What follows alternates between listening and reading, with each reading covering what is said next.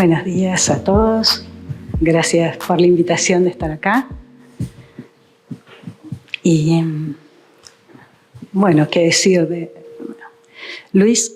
Era una persona sumamente generosa como padre, ¿no? O sea, que es lo que me toca hablar ahora, ¿no?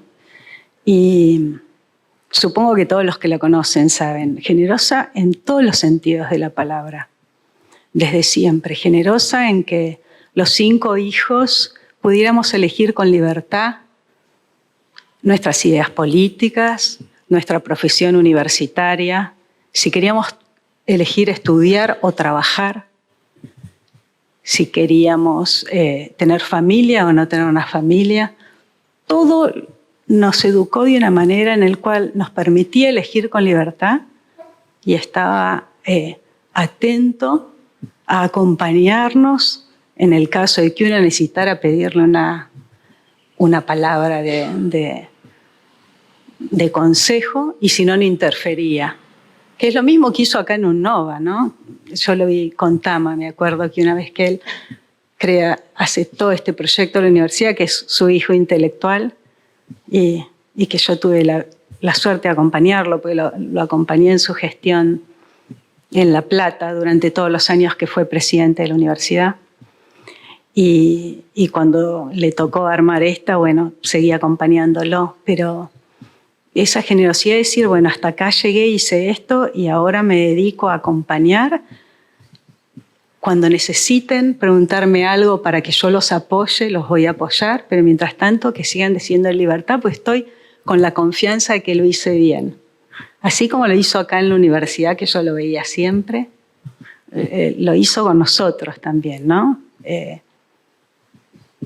Estudio siempre para enseñar, eso fue su lema de toda la vida, lo recordamos todos siempre con un libro en todos los campos del conocimiento, y después eso lo tradujo también hasta con los nietos, cada uno de sus nietos un interés distinto, y él con cada uno sabía conversación del tema de cada cosa distinta de los nietos, de todo lo que leía. Entonces todos decían, mis hijos o mis sobrinos, el abuelo sabe de todo, cualquier interés.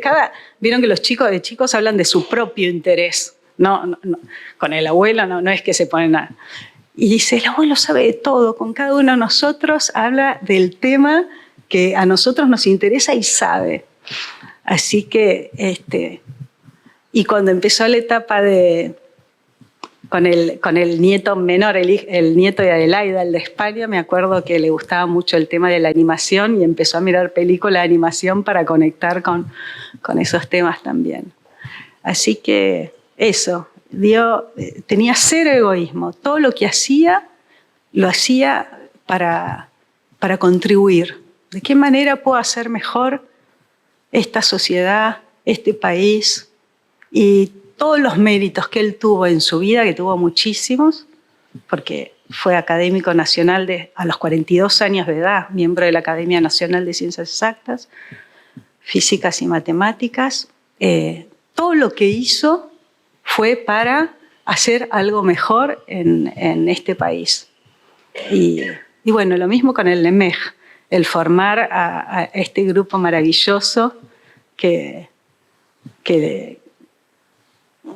amaba a cada uno de ellos, y ir guiándolos y alentándolos en sus carreras, en que estudien, en que se formen, y todo lo que tenía de mérito de ser, por ejemplo, asociado a redes internacionales, naturalmente hizo que cada uno de los del LEMEG fuera parte, y eso, lo que él hacía era para los otros, no para él.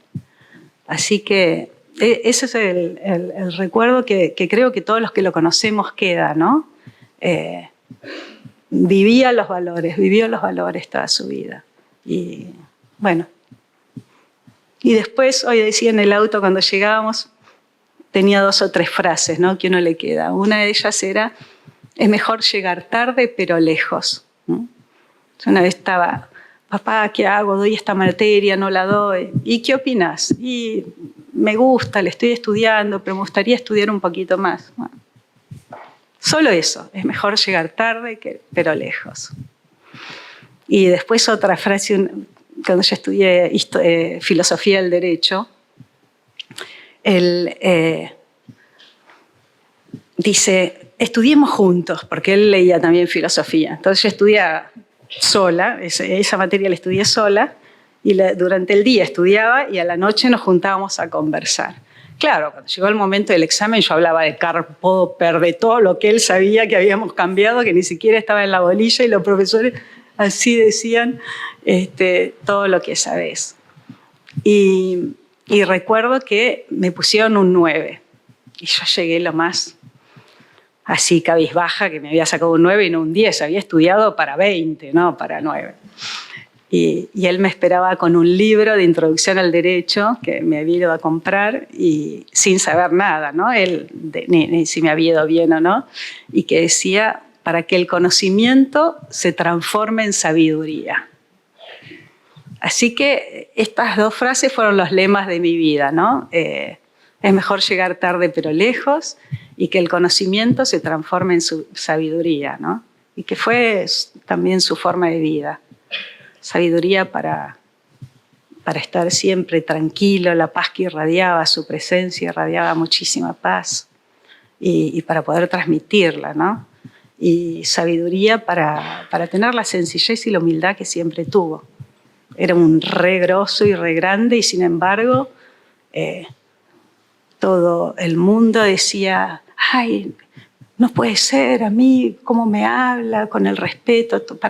Todos eran iguales para él, no había ni condición, ni clase social, ni había solamente seres humanos. Y él se alineaba en ese mismo... se igualaba con cada ser humano que tenía en su presencia. Eso es ser sabio. Bueno, simplemente eso. Muchísimas gracias por todo. Y muchísimas gracias por este homenaje.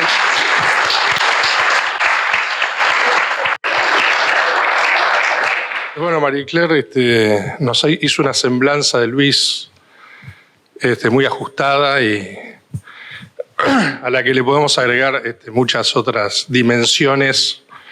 Nosotros, en serio y en broma, le decíamos que era como un clásico, ¿no? Esas personas que en cualquier momento de la vida o de la historia inclusive hubiera dado la medida, porque efectivamente Luis sobresalía por valores trascendentes, no por ninguna cuestión coyuntural. Y bueno, no voy a abundar después de las palabras de su hija, pero sí me toca una cuestión institucional para poner en valor, y para poner en valor en estos tiempos en el cual el LEMEG y el grupo de trabajo y el tipo de actividades que desarrollamos también es una extensión de esos valores que ha construido la universidad pública a lo largo del tiempo y que ha tenido a Luis como un protagonista central de esa vida pública, en su vida pública, de esa trayectoria de la universidad. Con Luis, nuestra relación comenzó en el año 1983, cuando él fue convocado para ser decano normalizador de la Facultad de Ingeniería en ese momento. Así que a lo largo de 40 años, por supuesto que hemos tenido montones de idas y vueltas, pero básicamente lo que nuestra generación, lo que pudo tomar de su generación y de Luis en particular, fue los valores y la conducta, o sea, dos elementos que en el conjunto de nuestra sociedad resultan indispensables, ¿no? Cuando vemos todos los días los escándalos que tenemos en todos los niveles, realmente vemos que las universidades, en el caso de la Universidad de La Plata y la UNOVA, que es donde le tocó a Luis ser un protagonista principal, bueno, necesitamos más gente con esos valores y esa conducta, que es, en definitiva, lo que podemos estar todos de acuerdo más allá de las distintas circunstancias y las decisiones que uno va tomando a lo largo de una vida. Luis siempre planteó que su principal privilegio fue la posibilidad de crear una universidad. Él tuvo una tarea destacadísima en la Universidad de La Plata, fue 3 veces elegido presidente de la universidad. Solo Joaquín B. González estuvo más tiempo que él a cargo de la presidencia de la Universidad de La Plata. Y además fue una tarea transformadora. Realmente a él le tocó continuar la actividad de Luis Plastino. 2 enormes científicos, 2 enormes universitarios, y han completado un periodo que todos reconocen como brillante de la Universidad de La Plata. Porque no solo se trataba de restituirla a la vida democrática, sino también de impulsarla en su carácter, que tiene que ver con una universidad de la investigación, como es la Universidad de La Plata. Y por eso digo que no es ninguna casualidad que la UNOVA haya seguido en esa tradición y que hoy estemos aquí en un laboratorio de investigación y transferencia que, insisto, es la nota que uno podría tomar de esa universidad. Luis, por supuesto, junto con un conjunto de universitarios, fue el puente generacional entre los valores de la reforma universitaria y atravesó, como él planteaba, no solo la dictadura militar del año 76, también la del 66. A Luis le tocó estudiar en Francia, capacitarse, persistir en la idea de esto, de convertirse finalmente en un sabio, y trajo no solo la impronta de conocimiento y de su expertise profesional, sino también trajo un conjunto de valores que referían a que él fue un protagonista privilegiado del Mayo francés y vio cómo, en definitiva, como él nos decía, vio a los fascistas de izquierda, que es un oxímoron, ¿no? Pero él decía, lo que vio en su desarrollo fue las tendencias del autoritarismo, que no importaba si era de derecha o de izquierda, que él, yo creo que ahí formó y vio en el terreno, y se formó definitivamente como un demócrata, como alguien que, más allá de circunstancias, persistía en la idea de la democracia, de que efectivamente el conjunto de elementos que supone una democracia, que es el voto popular, la alternancia en el gobierno, la participación, eran todos los elementos sustantivos de cómo organizar la sociedad y, por supuesto, cómo organizar la universidad. Y por eso digo, en todo este tiempo, en sus distintas etapas, se fue incorporando un conjunto de elementos que finalmente hicieron que no fuera una casualidad que su desempeño en la gestión universitaria fuera trascendente, insisto, tanto en la Universidad de La Plata como cuando le tocó crear la UNOVA, que la hizo entre sus valores y todo aquello que había asumido en términos de experiencia, pero con una visión desafiante, no actual, sino fundamentalmente pensando en cómo debía ser lo que él decía la universidad reformista del siglo XXI. Y a él también le tocó que lo impactara mucho en 1998, también en París, lo que fue la Convención de la UNESCO de Educación Superior.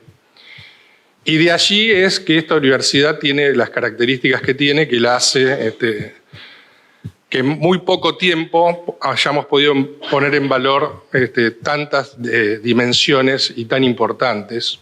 Vuelvo a decir, como LEMEG, que siendo su idea respecto a cómo hacer universidad real todos los días, es un verdadero orgullo y que responde en esta idea central de la reforma universitaria respecto a la universidad al servicio de la sociedad. Y aquí, en un plano muy concreto, múltiples sectores vienen a buscar respuestas y nosotros, en la medida de las posibilidades, de conducir ese proceso, que no es solo universitario, por supuesto, que es mucho más complejo. Y bueno, y hasta hoy mismo, hace 2 días nos comunicaron una patente, la primera patente de este laboratorio, que voy a leer de qué se trata, que es un procedimiento para la obtención de placas de poliestireno expandido de ultra alta densidad, placas obtenidas y uso, supongo que es eso, bien. Voy a leer al equipo porque me parece que Luis